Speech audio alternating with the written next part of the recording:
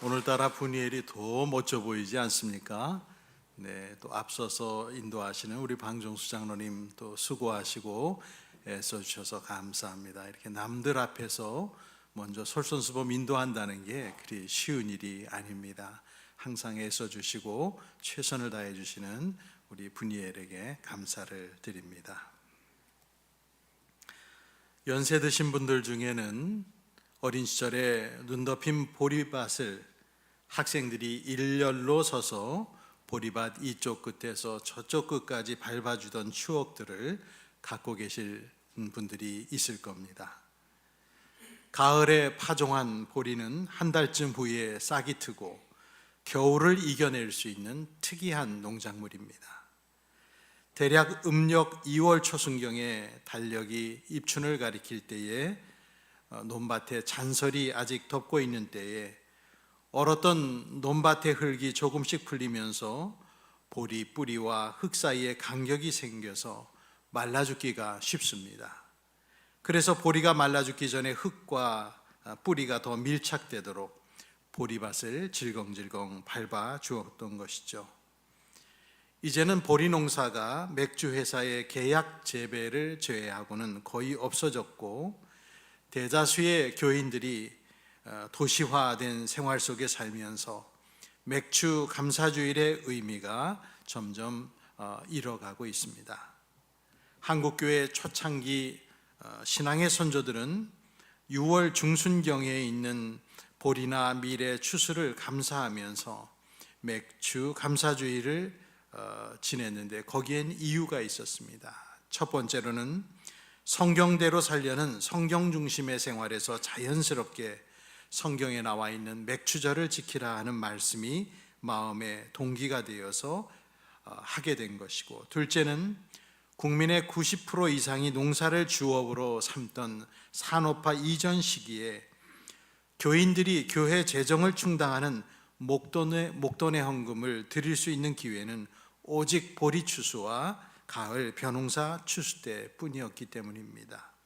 셋째로 늘상 보릿고개라고 부르는 어려운 고난의 삶을 살아온 대다수의 서민들에게 보리 추수라고 하는 것은 양식이 떨어진 이른바 전량 농가에게는 곧 생명줄이었고 구원의 양식이었기 때문에 부자들은 알지 못하는 남다른 애정이 이 보리밥 또 보리와 또 관련이 있었기에 그 절기를 지킨 것입니다. 작년에 거두었던 식량은 이미 다 떨어지고 보리는 아직 여물지 않아서 농가나 도시 서민들이 가장 어려움을 겪었던 음력 4월, 5월 경에 이 시기를 보릿고개라고 부르죠. 우리의 부모님들은 자식의 생명을 지키려고 촉은 목피로 생명을 이어갔습니다. 아이들은 학교 끝나면서 귀가 중에 배가 고파서 아직 덜 익은 보리 이삭을 논두렁에 불을 지펴놓고 입주위가 까맣게 되도록 손으로 비벼서 먹곤 했습니다.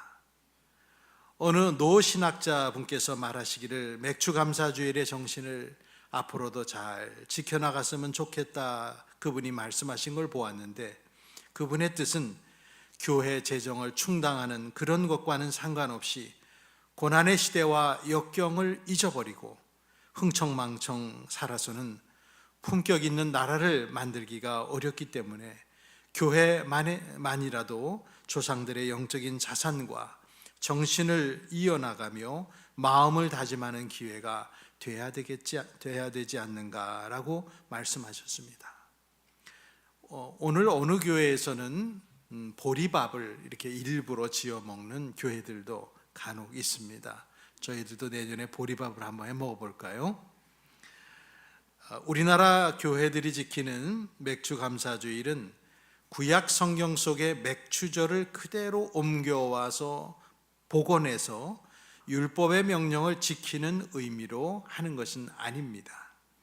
그것은 하나의 모티브, 동기부여가 되긴 했지만은 율법 준수의 의미와는 상관없는 감사의 주일의 성격입니다.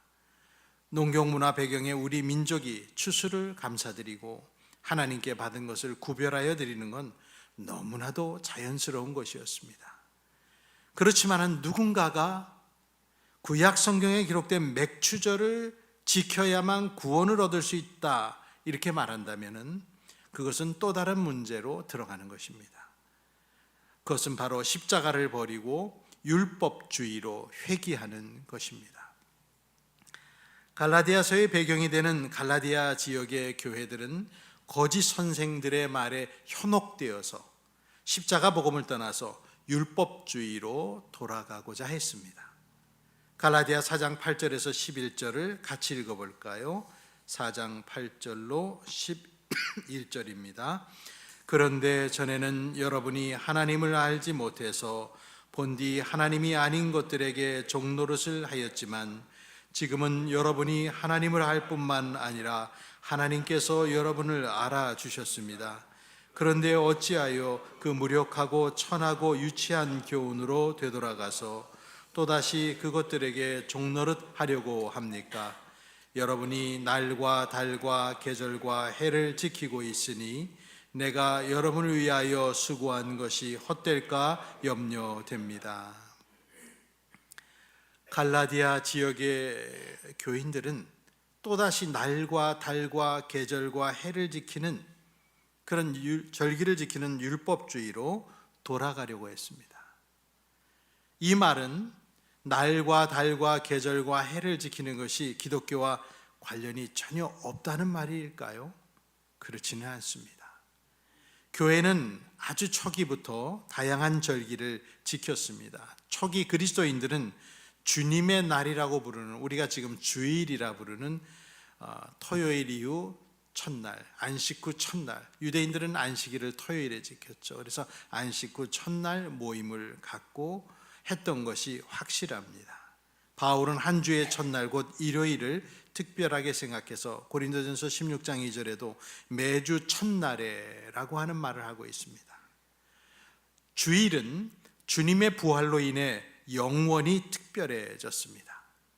부활절 역시 초기에 중요한 기독교 절기로 자리 잡았습니다. 바울 자신을 포함해 교회의 많은 사람들이 유월절이나 오순절 같은 유대교 절기를 참조해서 언제 무엇을 할지를 정했습니다. 그때까지 가겠다느니 하나님은 오순절을 또한 기준으로 해서 날짜를 말한다느니 하는 여러 가지 것들이 성경에 나오죠. 따라서 바울이 오늘 갈라디아서 말씀 4장 10절을 통해서 말하는 것이 날과 절기 준수를 완전히 금하는 것일 리는 없습니다. 로마 교회에 보낸 편지 로마서 14장 5, 6절을 참조해 보면 어떤 날을 우리들이 지키거나 지키지 않는 것은 그리스도인들이 각자 제자도의 영역 안에서 스스로 결정할 문제라고 말했습니다. 제가 한번 읽어보겠습니다. 로마서 14장 5, 6절입니다. 또 어떤 사람들은 이 날이 저 날보다 더 중요하다고 생각하고 또 어떤 사람은 모든 날이 다 같다고 생각합니다. 각각 자기의 마음에 확신을 가져야 합니다.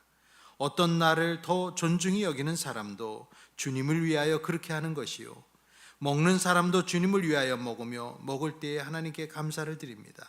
그리고 먹지 않는 사람도 주님을 위하여 먹지 않으며 또한 하나님께 감사를 드립니다. 이 음식에 대한 이야기를 하면서 동시에 날과 달과 절기에 대한 참조할 만한 말도 했습니다. 그러면 우리는 이게 다 우리에게는 어떤 의미로 이해되어야 되느냐? 절기와 달과 날을 지키라는 건가? 지키지 말라는 건가? 여기서 중요한 점은 갈라디아 교인들이 유대교의 절기를 준수하기로 고집하는 데 있습니다. 유대인의 절기의 의미는 하나님이 장차 성취하실 미래의 그 구속의 행위를 미리 내다보는 그림자와 같은 것이었습니다. 이제 예수님께서 오셔서 마침내 율법을 완성하시고 성취하셨는데 그 그림자와 같은 것을 계속 고집하여 지키겠다는 것은 하나님께서 예수님 안에서 하신 일들을 신뢰할 수 없다라고 말하는 것과 같습니다. 함께 성경을 보겠습니다. 중요한 구절이기 때문에 여러분 귀담아 들으십시오. 먼저는 마태복음 5장 17절을 여러분 꼭 보십시오. 마태복음 5장 17절에 우리 함께 읽을까요? 내가 율법이나 예언자들의 말을 폐하러 온 줄로 생각하지 말아라. 폐하러 온 것이 아니라 완성하러 왔다. 여기서 완성하러 왔다는 말씀이 중요하죠. 로마서 10장 4절을 보겠습니다. 앞을 참조하셔도 됩니다. 함께 읽습니다. 그러므로 그리스도는 율법의 끝마침이 되셔서 모든 믿는 사람에게 의가 되어 주셨습니다. 율법의 종지부, 끝마침, 그것이 예수님입니다. 에베소 2장 15절을 한 절 더 보겠습니다. 함께 여러 가지 조문으로 된 계명의 율법을 폐하셨습니다. 그분은 이 둘을 자기 안에서 하나의 새 사람으로 만들어서 평화를 이루시고, 여러 가지 조문으로 된 계명을 율법을 폐하셨습니다. 율법의 완성이자 끝마침으로써 말씀 그 자체이신 성자 예수께서 이 땅에 오셔서 우리는 믿음으로 의롭다함을 얻게 하셨는데, 주께서 폐하신 율법의 조문으로 우리가 돌아가 날과 달과 절기를 지키는 걸 고집한다면 그것은 예수님의 복음을 헛되이 만드는 것이라는 말이죠. 얼마 전에 영상 하나를 봤는데요, 그 영상에 한 젊으신 목사님이 나왔는데요, 그 목사님 집에 안상홍 증인회들, 요즘은 하나님의 교회입니다 이렇게 말하는 사람들이 이단이 찾아왔습니다. 그래서 들어오시라고 하고 그분들과 대화를 나누는데, 본인이 목사라고 하면은 금방 이분들이 경계를 할 거기 때문에 본인이 대학원에서 종교학을 석사를 공부하는데 기독교에 대해서도 공부를 하고 강의도 듣고 했는데, 제가 참조할 만한 것이 여러분에게 있을 것 같아서 여러분의 이야기를 듣고 싶고 녹화해도 되냐고 하면서 그걸 녹화를 했습니다. 그분들이 뭘 믿고 지금 저러고 다니는지를 찬찬히 물어보고자 한 영상이었습니다.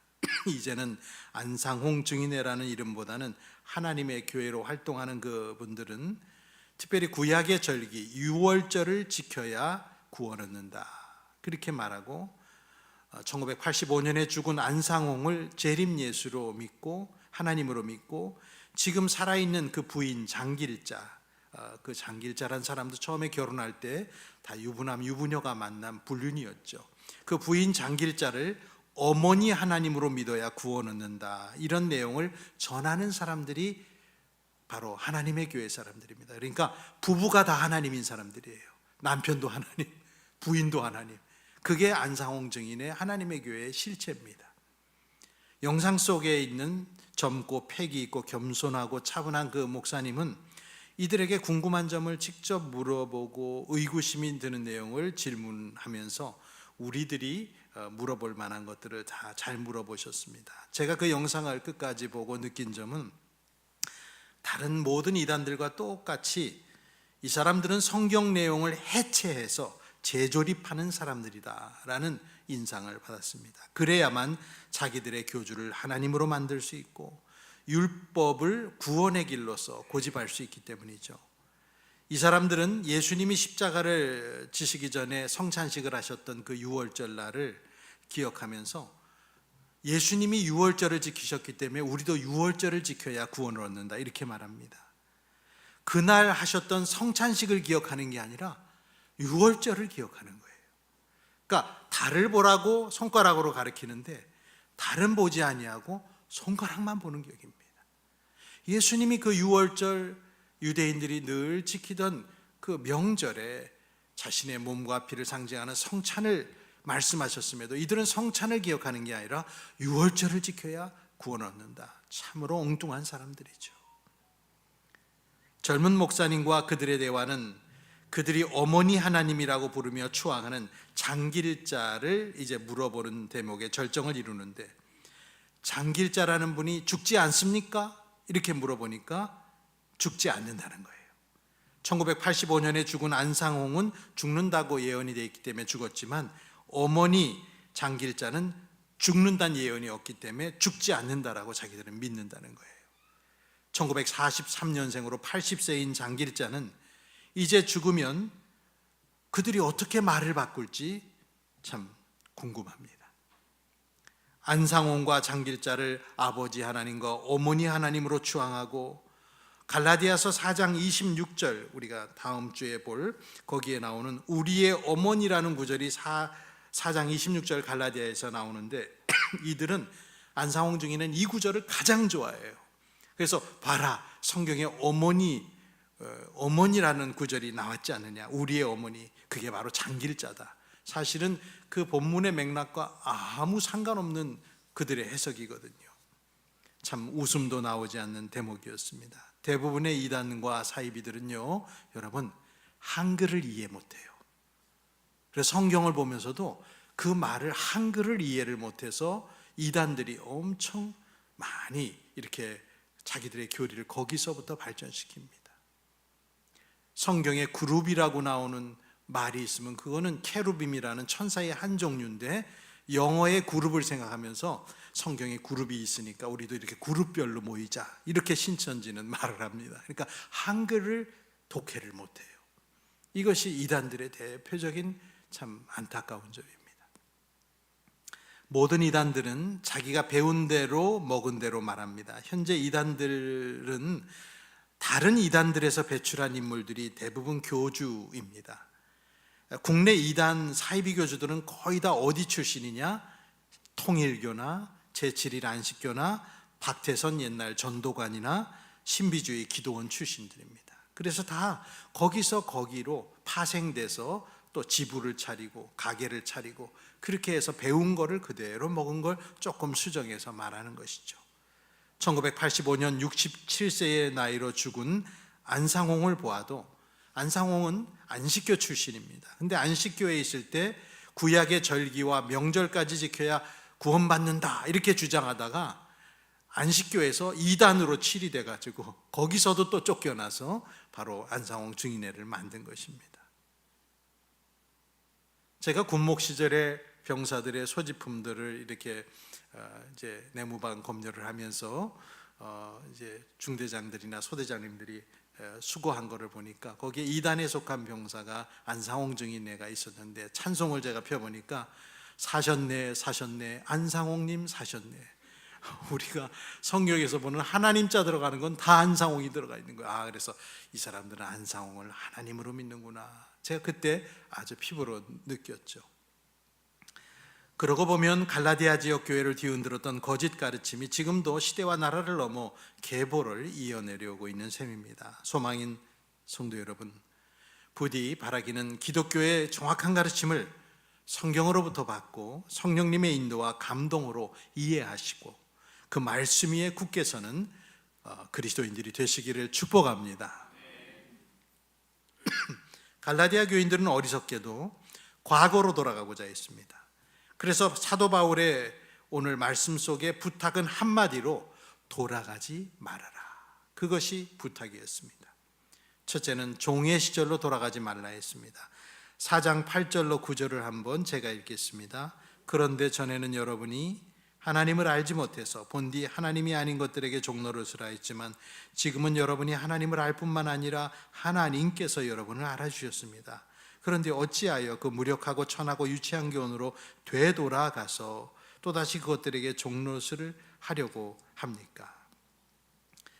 사도 바울은 자유를 버리고 노예 생활을 하려는 교인들을 강하게 책망하며 유치한 교훈으로 돌아가서 그것에게 종노릇을 하겠느냐고 물었습니다. 우리는 종이 아니라 자유인이요 하나님의 자녀고 동시에 상속자라고 7절에 말했고, 성도는 하나님의 자녀로서 하나님 아버지를 아빠 아버지라고 부를 수 있게 하셨다고 6절에 말씀했습니다. 그런데 왜 자유인이고 하나님의 자녀인 신분을 마다하고 종으로 노예로 돌아가 왜 종노릇을 하려고 할까요? 그것이 인생의 미스터리입니다. 우둔한 인간이 가진 최악의 회기요 최악의 퇴행입니다.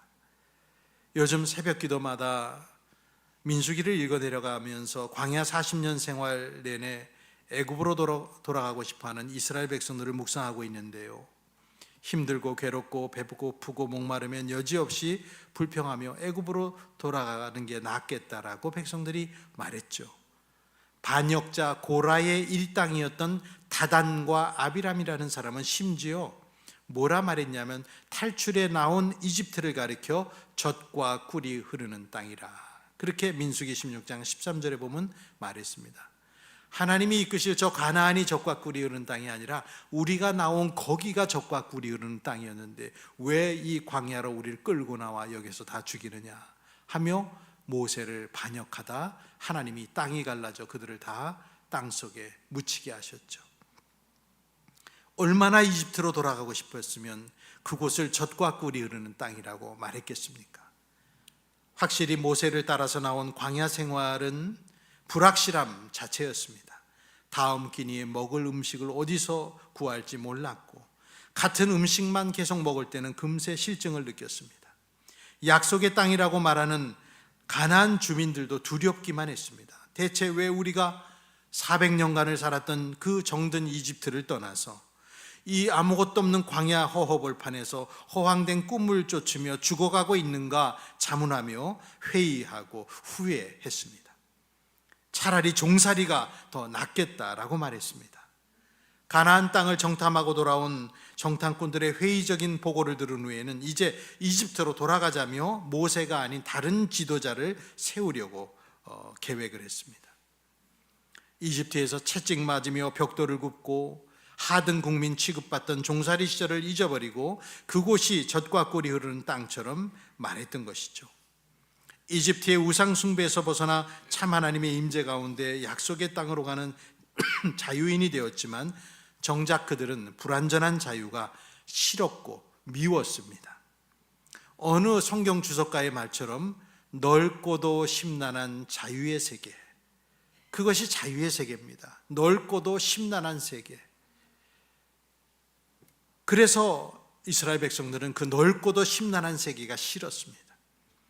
불안하고 불확정적인 자유보다는 더 안전하고 예측 가능하고 훨씬 더 정돈되어 보이는 세계, 자기가 어디에 있는지 알 수 있는 곳, 뭘 해야 할지 알 수 있는 곳, 곧 노예의 자리로 돌아가고 싶어 했습니다. 종과 노예는 너무나 확실한 삶을 사는 사람들입니다. 갈라디아 지역 교인들은 율법을 지키고 할례를 행하며 구원을 얻으려는 유대인처럼 되고 싶었습니다.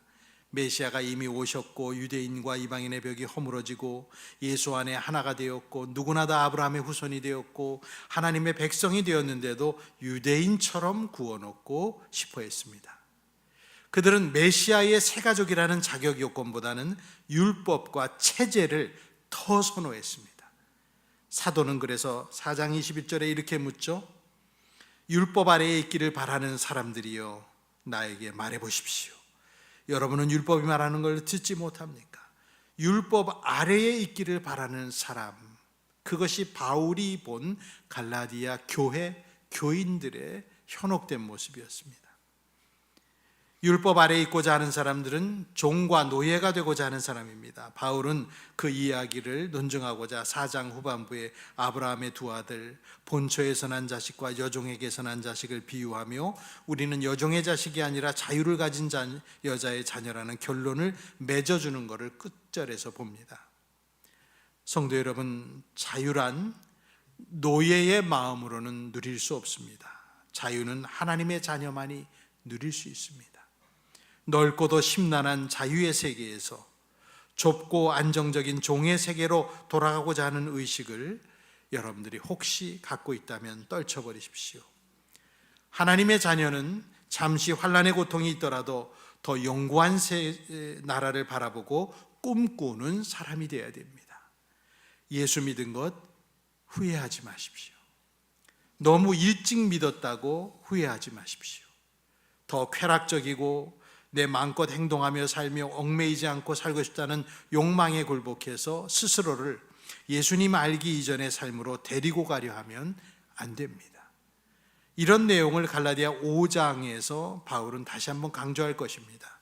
정욕과 욕망과 함께 자기를 십자가에 못 박은 사람으로서 종이 아닌 자유인으로 살아가라 바울은 말합니다. 성도 여러분, 돌아가지 마셔야 됩니다. 괜히 예수 믿었다 말하면 안 됩니다. 괜히 교회에 그동안 시간 들이고 젊은 날을 바쳤다고 억울해하면 안 됩니다. 그것이 바로 광야에서 방황한 이스라엘 민족의 모습 그 자체였습니다. 둘째로 우리는 유치한 교훈으로 돌아가지 말아야 됩니다. 종으로도 돌아가지 말아야 되지만 유치한 교훈으로 돌아가지 말아라. 오늘 말씀 중에 9절에 무력하고 천하고 유치한 교훈이라는 그 9절, 그리로 돌아가지 말라 했는데 이게 무슨 말일까요? 핵심 단어 중에 교훈이라는 말이 뭔가 하면은 성경 여러분 하단의 각주에 이렇게 설명이 되어 있습니다.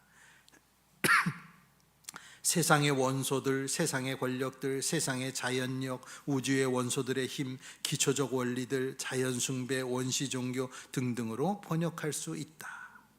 그래서 공동번역 성경에는 무력하고 천한 자연숭배라고도 번역이 되어 있습니다. 우리는 이 4장 9절을 통해서 성도가 누군가를 말할 때 성도는 하나님을 알게 되고 나아가 하나님이 우리를 알아주시는 기막히게 감격스러운 은총을 입은 사람들입니다. 하나님이 여러분을 알아주신다 말씀하십니다. 그런데 세상의 자연적인 힘, 기초적 원리들, 자연숭배, 원시종교 같은 따위의 무력하고 유치한 교훈들에게 우리가 돌아간다면 도대체 그게 무슨 모습이 꼴이 되겠습니까? 우리는 하나님이 나를 알아주신 은혜와 자유 안에 머물며 하나님의 자녀로 살 것인가 아니면 돌아서서 우상숭배자가 될 것인가를 선택해야 됩니다. 우리 기독교인들이 유혹받는 1차적인 덫은 어떤 도덕법을 깨뜨리거나 비윤리적인 사람이 되는 게 아니라 물론 그것도 심각하지만 가장 먼저는 그런 행동으로 우리를 이끄는 우상숭배, 바로 가짜 신들에 대한 경배가 더 위험한 덫입니다. 갈라디아 교인들은 율법 고수를 강조하는 유대인들에게 약간 기울고 현혹되었습니다. 그래서 십자가의 복음보다는 율법을 지키는 준수를 어떤 힘으로 여겼습니다. 갈라디아서 본문 이전과 이후의 그런 말씀들 여러 성경에서 사도 바울은 율법이 뭐냐? 율법이란 것은 하나님의 총체적인 구원의 계획 속에서 어떤 목적이 있어서 우리에게 주신 게 분명하다 그렇게 말했습니다. 하지만 이제 그 계획은 완결되었습니다. 완결되었는데 이전 단계로 돌아가고자 하는 사람이 있다면 그 사람은 머릿속으로 율법을 독자적인 존재로서 어떤 역할을 하는 것으로서 그 사람이 여기고 있구나 그렇게밖에 못 봅니다. 쉽게 말하면 율법을 하나의 신처럼 대하고 있는 것이죠. 여러분, 예수 믿는 사람은 우리를 속박하는 신들의 지배에서 벗어나 참 하나님을 아는 데서 자유를 발견하는 사람들입니다. 하나님이 나를 알아주시는 데서 은혜를 느끼고 기쁨을 느끼고 자유를 발견하는 것이죠.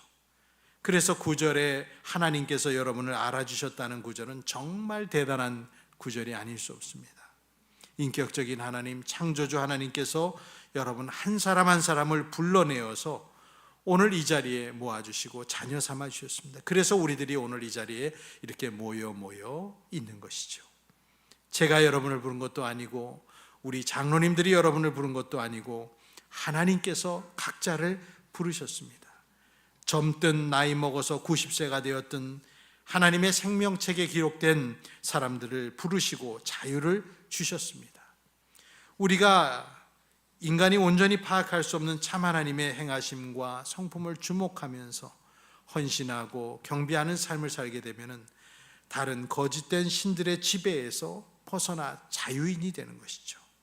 바울은 오늘 교우들에게 묻습니다. 4장 9절에 여러분이 하나님을 알 뿐만 아니라 하나님께서 여러분을 알아주셨습니다. 그런데 어찌하여 그 무력하고 천하고 유치한 교훈으로 되돌아가서 또다시 그것들에게 종노릇을 하려고 합니까?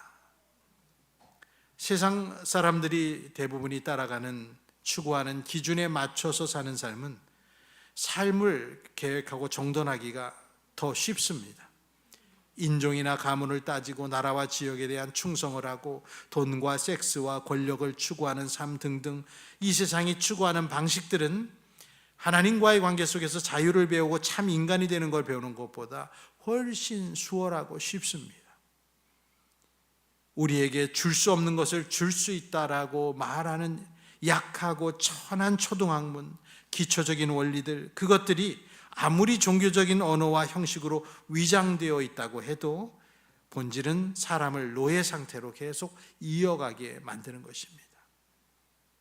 종교적인 떠들썩함, 부산함, 그런데 이끌리지 마시기 바랍니다. 무슨 대단한 것이나 있는 양 떠벌리는 사람들도 여러분 따라가지 마십시오.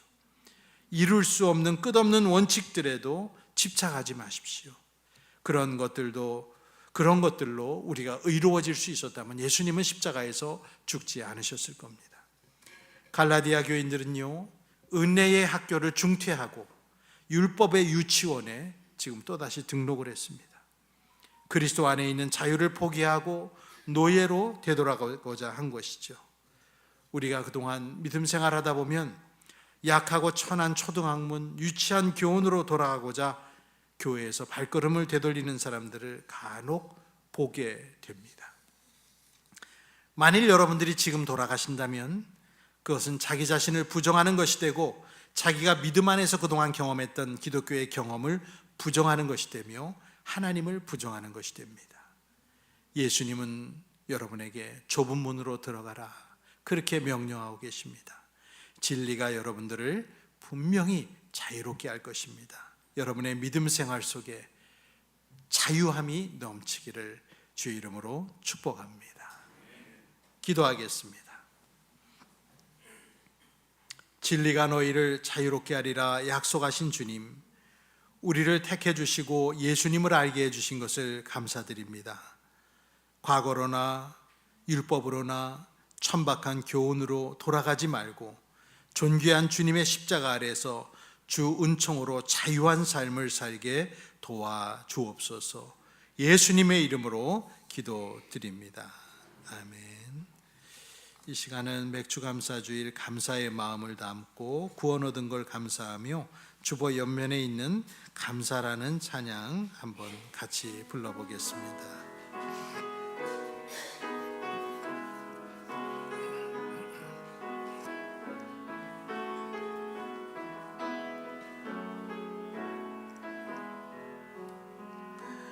오늘 숨을 쉬는 곳 감사, 나를 구원하신 곳 감사, 내 뜻대로 안 돼도 주가 인도하신 곳 모든 것 감사, 내게 주신 모든 것 감사, 때론 가져가심도 감사, 내게 고난 주셔서 주 뜻 알게 하신 것 모든 것 감사, 주님 감사해요, 주님 감사해요, 내가 여기까지 온 것도 은혜입니다. 주님 감사해요, 주님 감사해요, 나를 사랑하신 주 사랑 감사합니다. 항상 주 안에 있음, 항상 주 안에 있음 감사, 참된 소망 주심도 감사, 나 같은 사람도 자녀 삼아 주신 것 모든 것 감사, 주님 감사해요, 주님 감사해요, 내가 여기까지 온 것도 은혜입니다. 주님 감사해요, 주님 감사해요, 나를 사랑하신 주 사랑 감사, 주님 감사해요, 주님 감사해요, 주님 감사해요,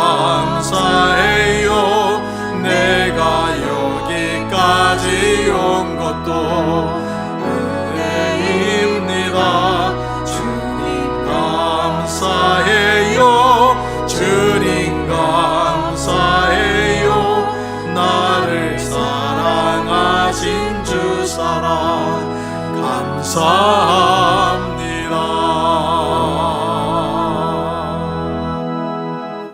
기도하겠습니다. 이제는 우리 구주 예수 그리스도의 은혜와 하나님 아버지의 극진하신 사랑과 성령님의 은총이 맥주 감사주의를 맞이하여 하나님께 감사하며 옛날로 과거로 죄된 삶으로 돌아가지 않고자 결단하고 나아가는 성도들 위해, 육신이 연약한 성도들 위해 이제로부터 영원토록 함께 있을지어다. 아멘.